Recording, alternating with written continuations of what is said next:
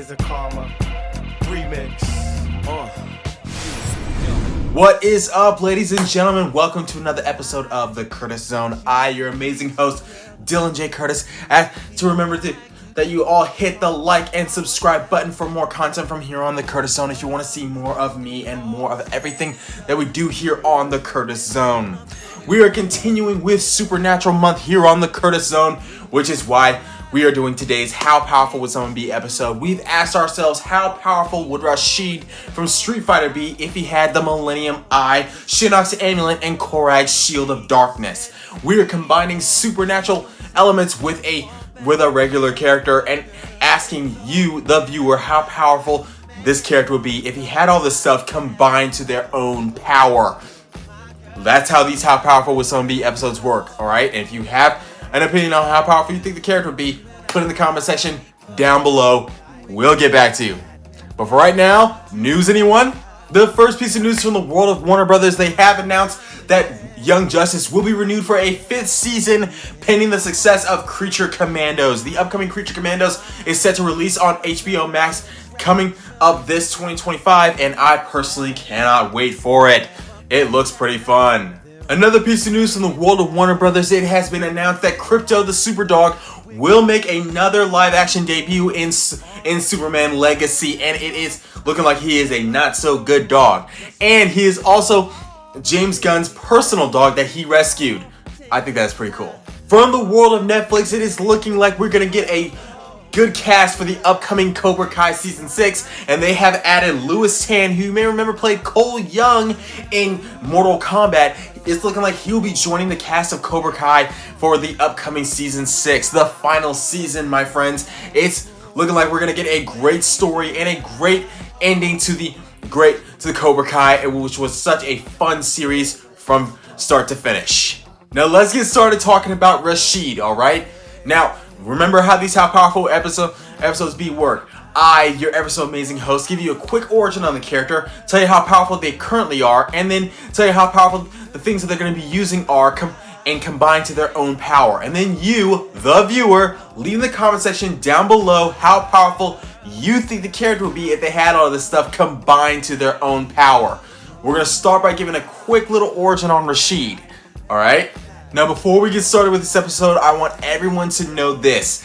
This is not in any way trying to be racist whatsoever. I am just stating facts that I have heard while playing and or listening to character commentary on Street Fighter and 5 and 6. So this is in no way racist, anything against Rashid or anyone in the Middle East whatsoever.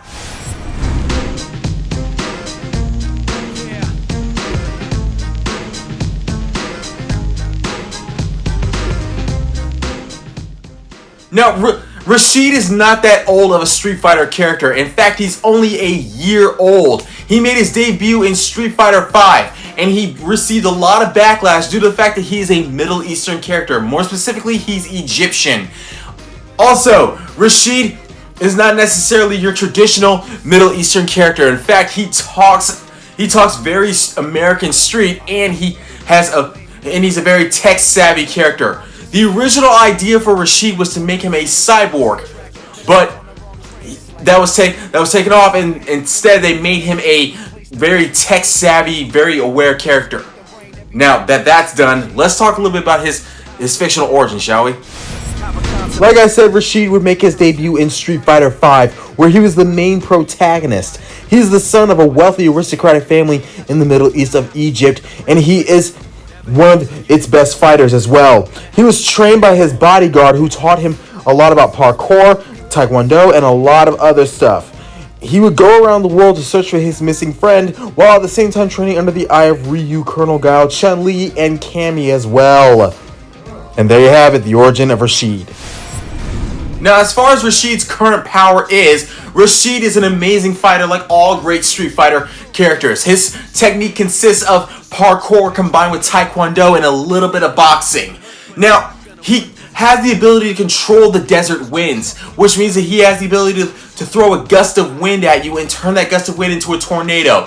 He also has his super move, which is basically a giant tornado that goes all around you, and he uses his superior agility to hit you from all sides of yourself, left, right, up, down, diagonally. It was pretty cool to see that in Street Fighter 6. Also, Rashid is a very tech-savvy character, which means that he also knows a lot about how to use cameras, how to use drones, those types of things.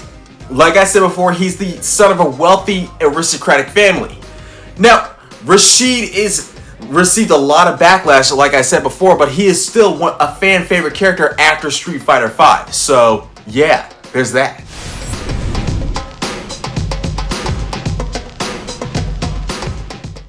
Now let's talk about how powerful the Millennium Eye is. The Millennium Eye, the first power it has is that it cannot be affected by all the other Millennium items. It is because all the Millennium items were created by the mystics of the Pharaoh, and they've all have protection from each other. Now the Millennium Eye's power itself is the fact that it has the ability to see anything. It can see past walls. It can see a person's deck. It can see, and like all the other Millennium items, it has the ability to summon monsters from a different dimension. But the real power of the Millennium item is that fact that it gives you immortality. Yes, it gave Pegasus immortality in Yu-Gi-Oh! Season 1. It was pretty impressive to see that, my friends.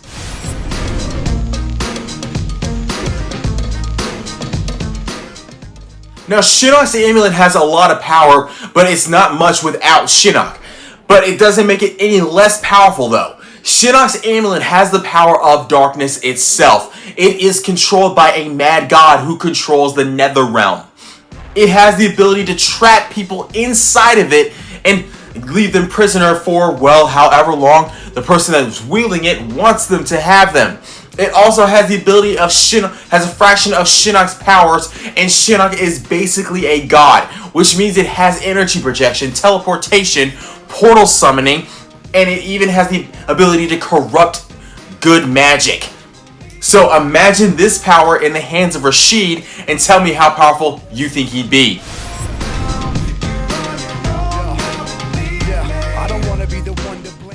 Now let's talk about Koragg's weapons. Koragg has the Sword and Shield of Darkness. The Sword and Shield of Darkness have the ability to utilize dark magic as a physical weapon. Aside from that, he also has the Wolf attack, which is so powerful, my friends, that it knocked the Mystic Force Rangers out of their all-powerful legendary mode. And it also has the ability to charge his sword with dark magic to slice through anything. Also, the Sword and Shield of Darkness, once combined to his Megazord, have the ability to make his Megazord pretty much indestructible, and he also has the power to trap magic inside of the shield. So imagine this power in the hands of Rashid. With all that said and done, another episode of the Curtis Zone has come to a close, ladies and gentlemen. Thank you so much for joining us here on Supernatural Month of the Curtis Zone, and I hope that everyone is hitting that like and subscribe button as well as that notification bell so that you can get more and more here on the Curtis Zone. I ask that everyone remembers to give some love to our sponsors, Coastal Waste and Recycling, because as you know, your garbage will power the world. I hope that everyone is excited for here on the Curtis Zone, because the next time you see me, I'm going to give you a top 10 list, my friends. I'm going to give you a list on the top 10 most popular supernatural themed characters in comic books. I hope that everyone is ready for that because I have a great list. Remember, like and subscribe, and I will see you later.